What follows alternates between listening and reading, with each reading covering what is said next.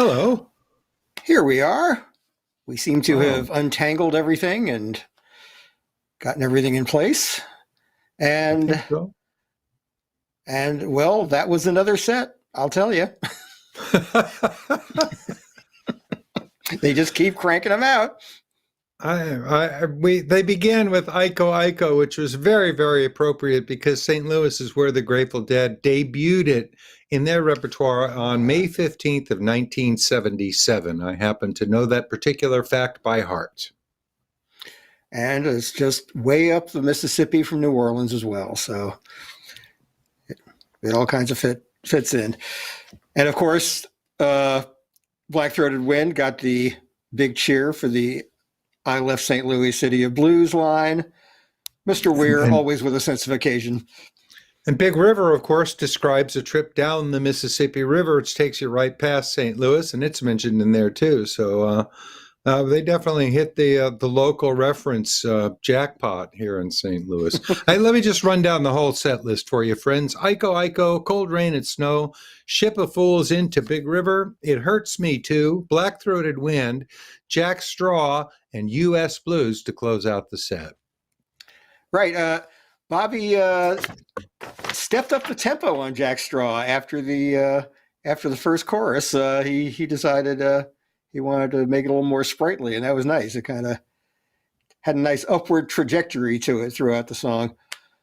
Very good. We should quickly mention that we're here on behalf of nugs.net to keep you entertained between sets if you're already subscribed to the feed. But if you're watching this free preview someplace like YouTube, we want you to know that you're going to get the first song of the next set for free as part of this deal. And you can go back and watch the first song of the first set for free also as a sample. But what they want you to do is go to livedead.co and sign up to purchase the feed. And if you do that right now, you can go back and watch the first set. And in fact, you have 48 hours to watch it as many times as you want before it goes away. There's also lots of audio download options, and there are season passes to the entire Dead and Company tour. There's just a ridiculous amount of amazing video. My wife and I are in the middle of watching a 2-part Van Morrison live special on nugs.net that we're really enjoying. So a lot of that is available to you if you go to livedead.co to find out more. We will remind you about that again a little later, I imagine. That's right. And this is, as you may know, called Dead Air with Lambert and Gans. And, I figured it out now. I'm visualizing it as I'm looking out into the audience. So David is to his left, to my left, instead of to the right of the TV screen. So if I just point to my left as if David's over there, I can identify properly where he is. Isn't that amazing? Wait, but I have to point to my right to get to you. Okay, I get that. Right. Yeah. All right. Just look out into the world rather than at yourself, and everything's just fine. We're just testing each other to see if we're drunk or something. That's right. It's like we've been pulled over and they're making us touch our nose or whatever. So. Let's get on with our. We should invite our guest in. He might appreciate our humor, and then he might have something more useful to say.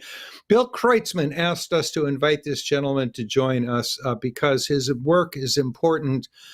And he wanted you to know about it. And Gary and I did a little homework and discovered that we think he's pretty goddamn interesting, too. So let's, without further ado, welcome Paul Stamets to Dead Air. Hello, Paul. It's very nice to meet you, sir.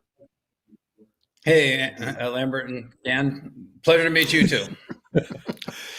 Go ahead, Gary.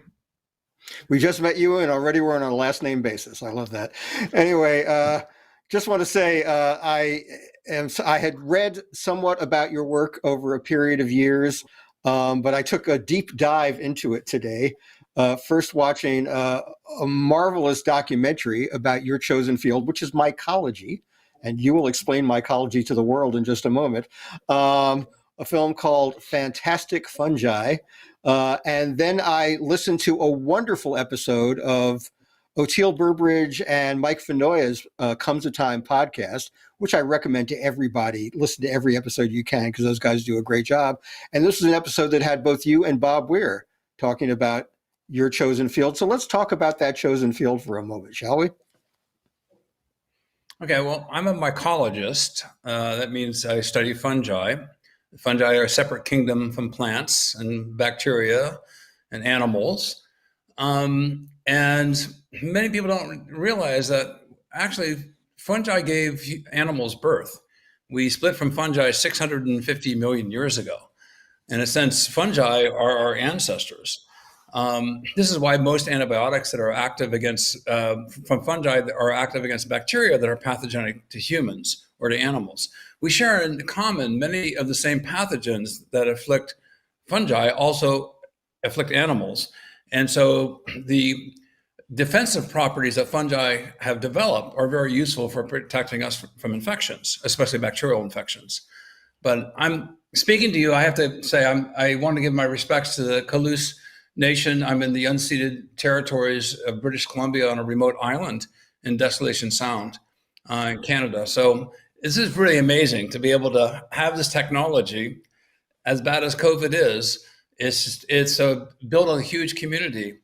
And I think it was I have to look this up, but I think it was 1988. I saw Timothy Leary came to Olympia. And I thought he'd be talking about LSD and all these psychedelic substances. But all he could talk about, it was this emerging thing called the internet. Now, many of you are younger, you grew up with the internet as just a fact of life.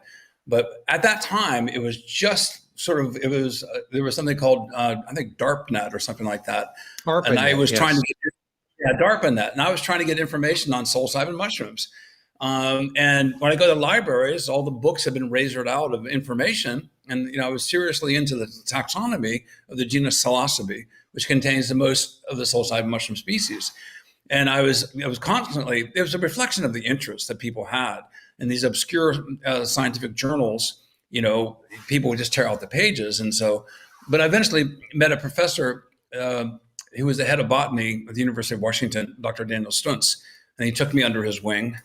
And which was great because I was a long-haired hippie. And I spent a lot of time in the basements of libraries. And then I specialized in scanning electron microscopy using an electron microscope looking at fungi.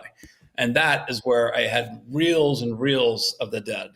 And I played Terrapin Station, just nonstop, and I just had amazing sort of seances with the dead by myself in front of this electron microscope. So Wow, it's a very fun fun part of my creativity.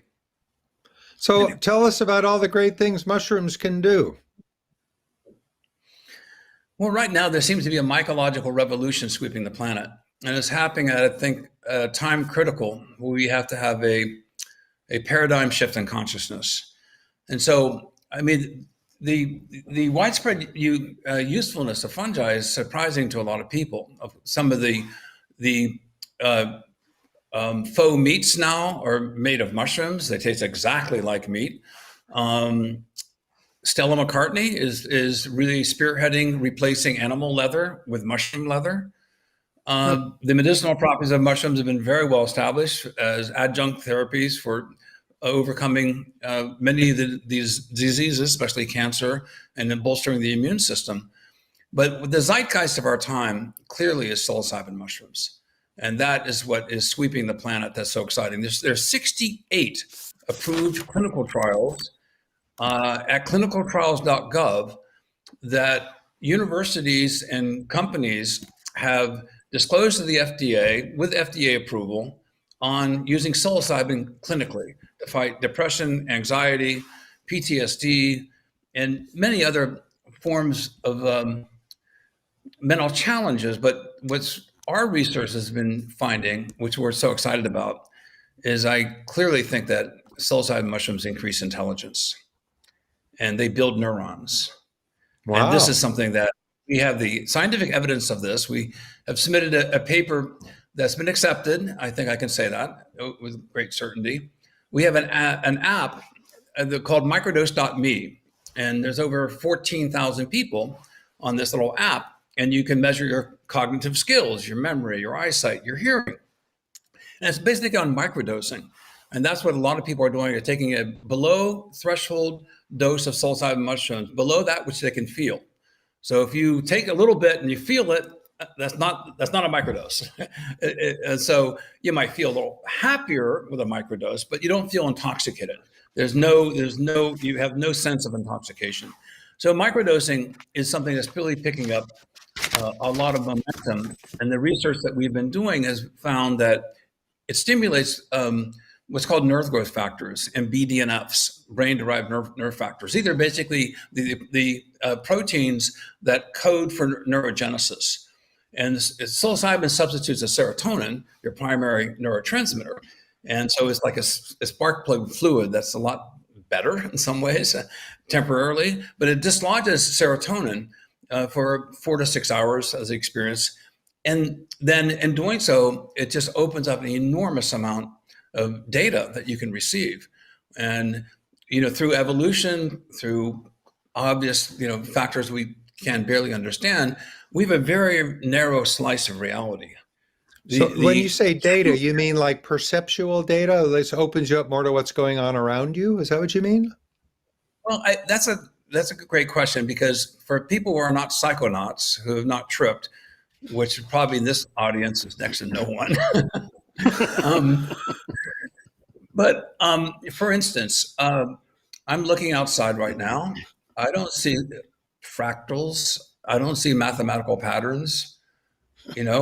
When you're fully imbued with psilocybin and LSD, a massive amount of mathematical information comes at you. I mean, just think if you were an early human and you had this experience. It inspires art. Art inspires creativity. Creativity inspires happiness. Happiness then reverberates through the community, through your neighbors, through your town, through your village, through your clan. So this is this spark of creativity, leads to a happier existence. When you're creative, you're happier. When you're happier, you're more creative. When you're depressed, you're not as creative. And there's actually excellent studies, even in the New England Journal of Medicine, that shows that the immune system is depressed when you are depressed. So the malaise that we all feel, the malaise that we feel in these times, all the stress factors, we're all suffering from some form of PTSD now, I wager to say. That's not an exaggeration. We're all tired of this. And moreover, psilocybin mushrooms make people nicer, more empathetic, kinder. There's a meta survey that I like to mention. It's really interesting, is that people who have had one dose of psilocybin is associated with a statistically significant reduction. These are prisoners, 200,000 some prisoners surveyed by DSHS. And they found that there was a statistically significant reduction in larceny, burglary, and violence if you had tripped once, on the order of 16 to 30%. Now think of the return on the investment for law enforcement. People only trip like once a year or once every few years. But look at the reduction and the cost of the court system, of prosecutors, of marginalizing people who, really don't deserve to be in prison. And moreover, to put people in prison who have the cure for social ills that reduces recidivism and going to prison in the first place is one of the ironies of this whole situation that we're in. Well, as you said, there's a lot of legit studies going on now, and that's a really great thing. I have a relative who's in the process of becoming a therapist who uses psychedelics as part of it. So we're starting to see a really wide acceptance of it, and various states have legalized it recently, right? How's that going nationally? Yeah, I was just on with one of the members of it's called Measure 109, the ballot measure in Oregon that decriminalized and legalized the therapeutic use of psilocybin. I'm on their committees. I do another testimony, so to speak, on Thursday. It's moving very rapidly. They have about a year and a half to have the therapeutic guardrails put into place that people can grow, they can have commerce in it. In the state of Oregon, not outside. And this is really important that we emphasize. There is a really major movement of the people through the ballot initiatives to legalize psychedelics. In Washington, D.C., it was 70%. Now, the politicians these days, they're so adverse to trolls, to being stereotyped. They very few of them dare to be brave enough, but that people's initiatives are sweeping. And in a democratic society, when 70% of the people, as in Washington, D.C., vote for decriminalization, legalization, the politicians are supposed to reflect, and the laws are supposed to reflect, the will of the people.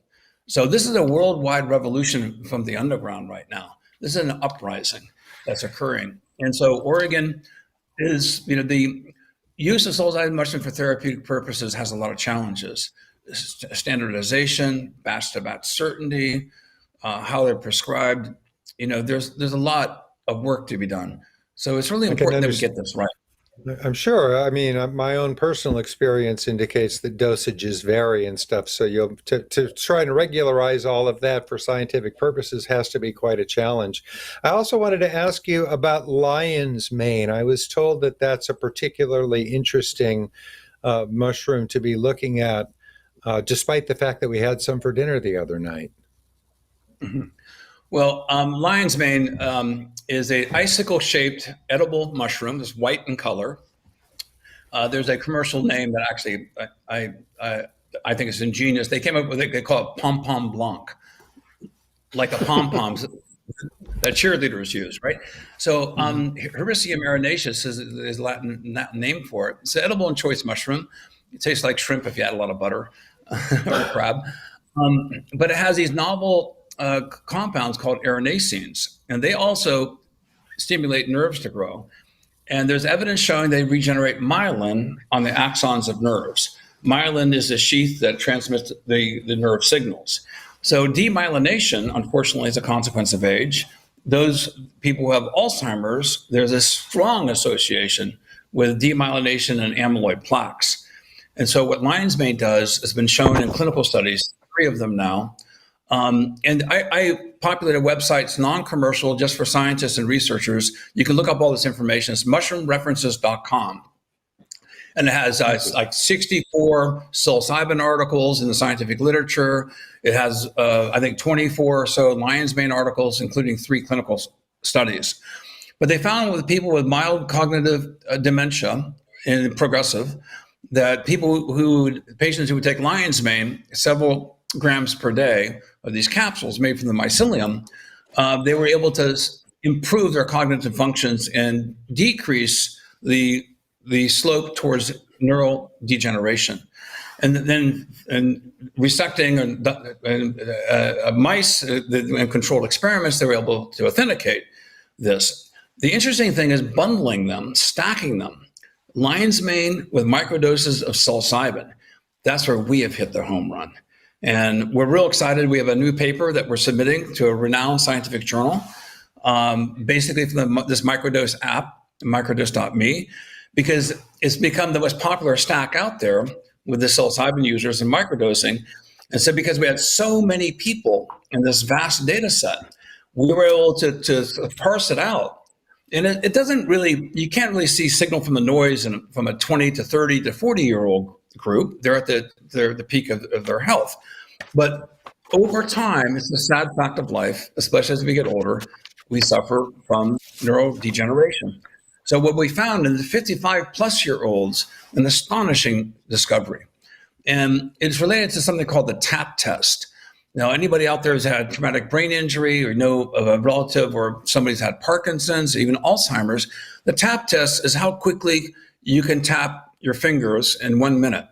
It's a standardized, validated test. It's used widely throughout psychiatry. I looked it up. I think there's over 100 peer-reviewed articles validating this test. Because with Parkinson's, unfortunately, and Alzheimer's, traumatic brain injury, you not only lose the speed, but the cadence. It's hard for your brain to connect to your fingers. A whole bunch of neural systems are involved when you think, I'm going to tap my fingers, to actually tapping them. There's not one neuron. It's a whole entourage of different neurons that are involved. What we found was so astonishing is that in 55 plus years old, with lion's mane and microdoses of psilocybin, there was a massive increase in 30 days in 55 plus year olds with a TAP test I think it's going from like 43 taps per minute to 73. Now, I look at Mickey Hart and Billy and Teal and John.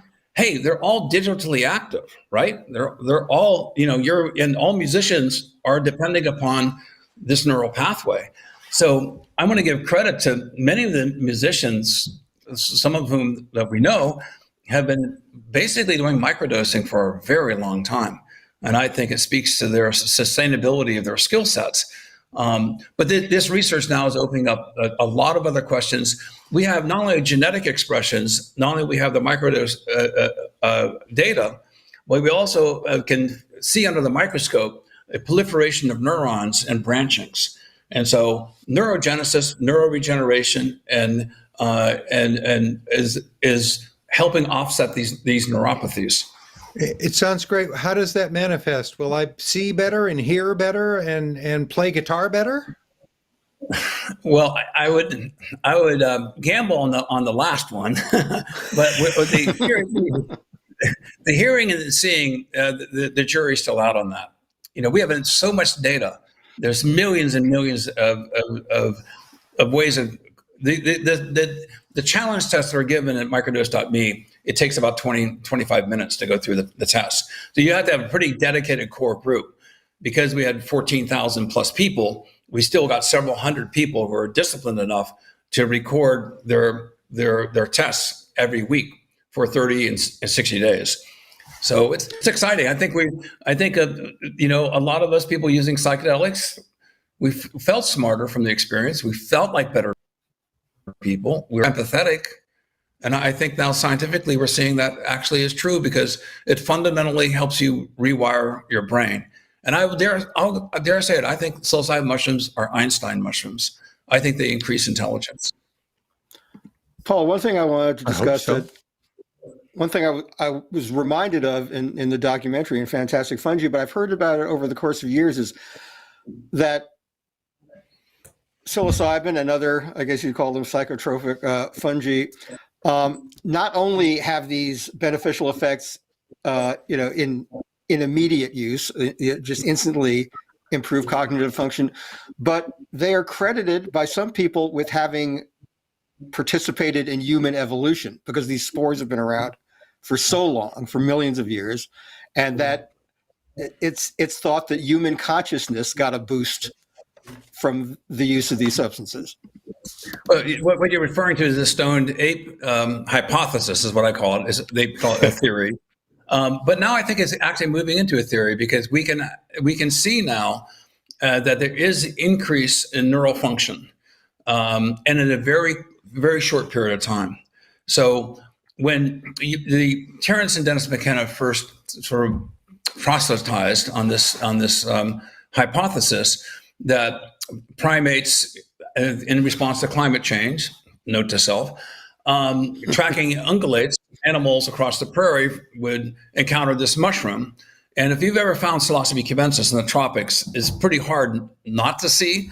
You can see it about 200 feet away, this big golden tops coming out of a cow patty.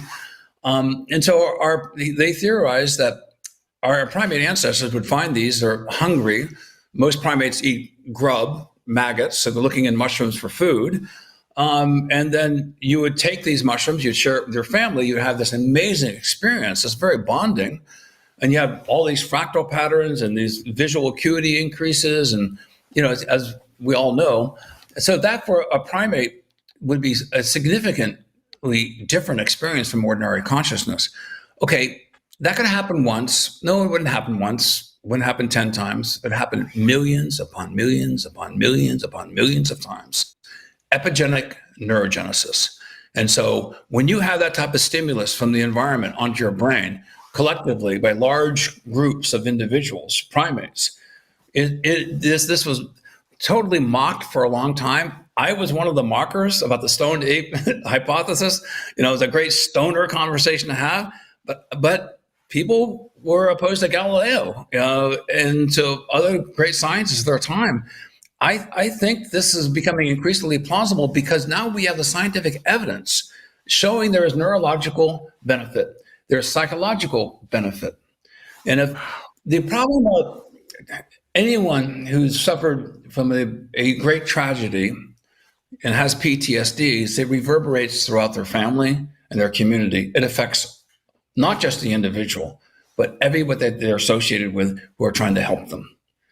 The adverse of that is if psilocybin can help you overcome your PTSD experiences and you become a better person, well, that also reverberates.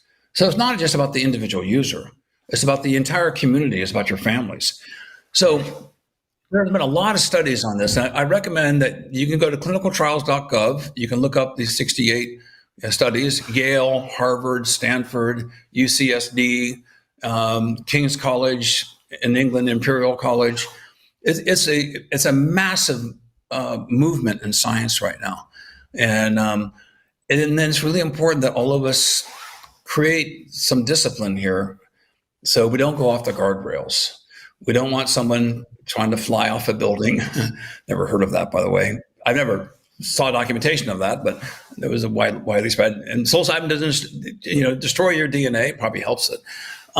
But I think it's really important now, the science as it's developing, and what I know, which I'd love to, I can't share it all with you. This will be in publication within the year. Several papers are coming out showing that psilocybin and lion's mane together in particular stimulate neurogeneration far beyond the expected cumulative effect. So 1 + 1 is 2, that's what you would think. But in our case, 1 + 1. And so there is a massive synergy of stimulation of nerve growth factor proteins that then code for generation of neurons. And so neuropathy, I think, could potentially be reversed. So a civilian like me can go to this microdose.me and sign up and be part of this thing? Yeah. It's a free app. You own your own data. It's anonymized. It has gone through ethics review boards at medical universities. It's all been vetted. And our first manuscript is quite large. It's 31 pages long, but it covers mostly it's the horizontal study, demographics, your age, your sex, your income, what you're microdosing with, et cetera, et cetera. Our second paper is what we call the verticals. The verticals is cause and effect. And now the counter arguments, and it's always good to mention them, is the placebo or expectancy effect. So with depression and anxiety, that's subjective.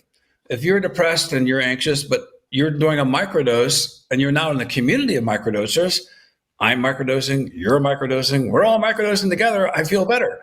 Well, of course, there's some effect, but you can have a placebo enhanced effect of a real effect. And that's what we think is going on. But for the contrarians out there, medical doctors, you know exactly what I'm talking about. The placebo effect can be useful for people psychologically.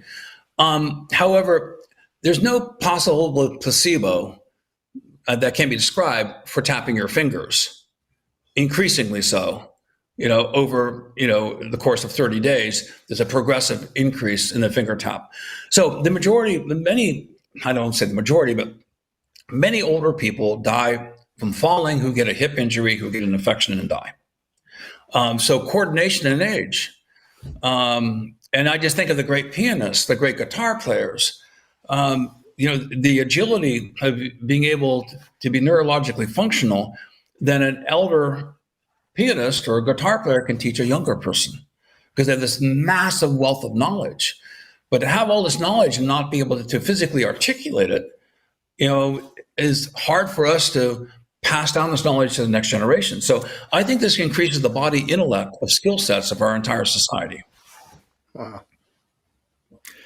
So playing music and doing things that use my manual skills helps keep me from aging?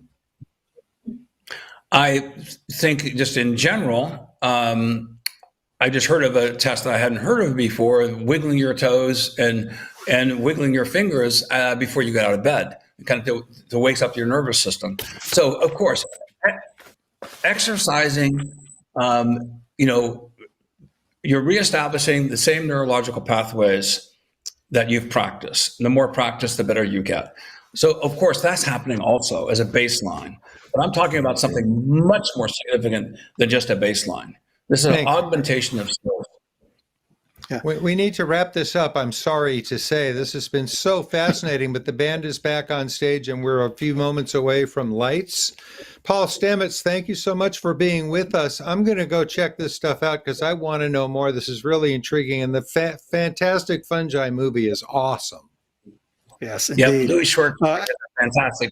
He's an amazing filmmaker. So, And it's He's a great available guy. on various. It's available on various streaming platforms. I want to watch it again right away. And Me too. I think we're about to see a little more consciousness in action with Dead and Company. The second sets tend to remind me of some of my finest mushroom experiences. So Indeed. let's see if But they build us a nice we have scale to model of that. mention the NugsNet stream here. If you're watching the free preview from nugs.net, they want you to get over to livedead.co and convert it to a paid thing so you can watch the rest of it and go back and watch the first set as well. Livedead.co will also give you options of downloading audio in a bunch of different formats and subscribing to the entire tour, access to a whole bunch of other stuff like Bruce Springsteen in 1978 and Van Morrison from a few weeks ago, and just tons and tons of amazing music in their library that you would have access to in various ways by visiting nugs.net or livedead.co. All right, so we're just waiting for that word, and this happens to us sometimes. Sometimes the band just gets on stage and they just say cut it, and other times we have to vamp a little bit. But Paul, once again, this has been absolutely fascinating. I'm so glad that Billy Kreutzmann turned us on to the idea of having you on, and of course it was great to hear Bob Weir talk about the experiences he's had, and Oteil. So. We know the band is on board with this. Much of the world is getting on board with it, and as the prohibitionist mentality wanes, I think we'll keep moving in the right direction toward a higher consciousness. You're welcome to cut me off, but until the band comes on, I'll just give you another factoid. There's more than Please. 116 known psilocybin mushroom species. 116 circumpolar around the world, from southern Chile all the way up into northern Alaska, all across Europe and Central and South America, of course. So there's this is a medicine for the planet, and it's a medicine for the people on the planet because it's not isolated to just one culture. And I think psilocybin mushrooms lead us to one giant consciousness, and that we share this consciousness together. We just don't know it yet. I like it. But we're on our way. Right, and it's integral to preserving life on the planet, ecosystems, all of that. It's astonishing the role the fungi play in the entire history of the Earth and humanity and all species. So stay tuned, more to come. The band has us vamping, but that just allows us to spend a few more seconds with you, Paul, and that's great. So really great to have you here. Say something else. We still got time, apparently, so keep talking. Okay. I mean, I have a wealth of facts, but I realize that people want to know, what's the significance of this? There was another meta study that was done. If you had one psilocybin experience, a statistically significant reduction in partner-to-partner violence. Think of that. Wow. This might be a pre-dating question. Have you done psychedelics? Yes. Okay, you're a safer bet as a mate, because Right. it turns out that there's a direct association. There's an increase in pro-democracy political views. There's an increase in pro-environmentalism. Well, we all know that. Anyone who's done a deep journey with psilocybin mushrooms feels so connected to the oneness of the earth and realize that we're part of this amazing biological system, and we're all playing an important role of it. And we need to be better citizen scientists. And that's what the message that I constantly have gotten ever since the 1970s, when I did my first heroic dose of psilocybin. I heard the earth is in trouble. Paul, we're calling out to you. Don't you see? Please, for your own, for your own survival, take this responsibility at heart. This is why I think First Nations and Indigenous peoples really had it right. The concept of 7 generations is so important. And languages and cultures and ideologies may be different, but the conquest of one dominant society against another society, the amount of knowledge that we've lost, the fact that we have this knowledge at all is a testimonial to the fortitude of the heroic, torchbearers who've carried this knowledge into the future. Now, fortunately, in this day and age, we're building upon that. The science is validating a lot of what Indigenous people all over the world, and it's not just the Indigenous people in Central America or it's Indigenous people in Europe and Africa, and how many of these groups, these cultural islands shrunk because of oppression, disease, religion, conquest, and the cognoscenti had to literally go underground in order to protect the sacred knowledge. And then, things happen, right? And then you lose an elder, you lose an encyclopedia. So it's amazing that we have the knowledge that we have today, because this barely made it through. And we're living in this weirdly bifurcated world where so much progress is being made in one sense and so much repression is being promulgated on another, right? It's mind-blowing. So it's great that these things are happening, and the sooner the consciousness expands around the world to more sense of unity, the better off we're all going to be. I agree with you completely. Yes, indeed. Yep. And I really love the suggestion that the decrease in violence brought about by people taking psilocybin. Because we all know the way that certain substances exacerbate violence or antisocial behavior. Oops, the lights are down. For another time, Paul. Thank you so much. Enjoy the second set, everybody. Thank you.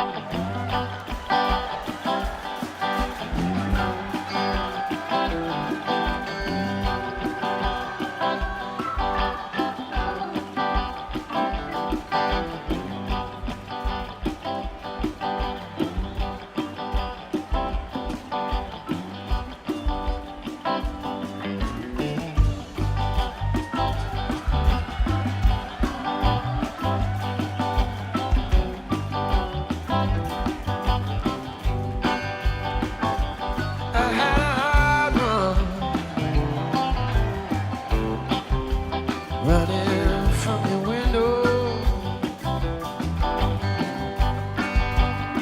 was all night running.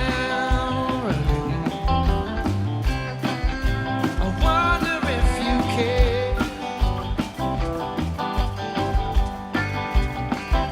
I am running, run around and around down. Run round the corner,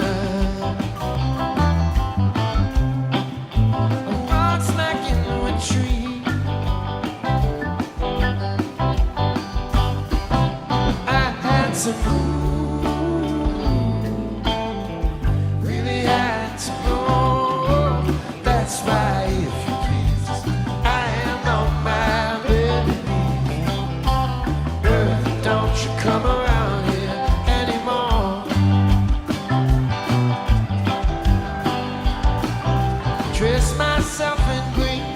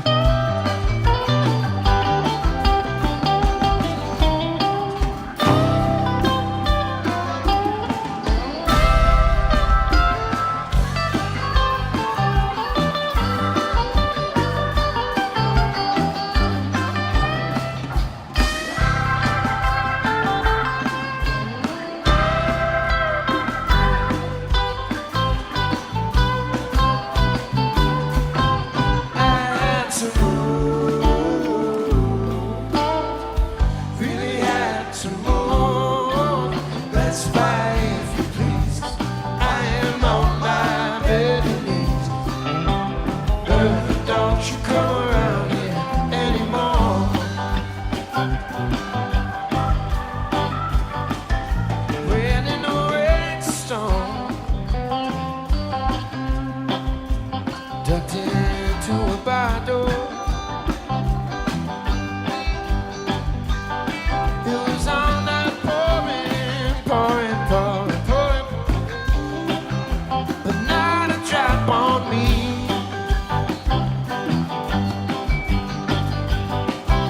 Test me, test me.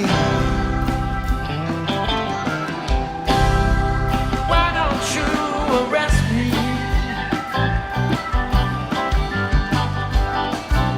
Throw me in the jailhouse till the sun goes down. Till it go down.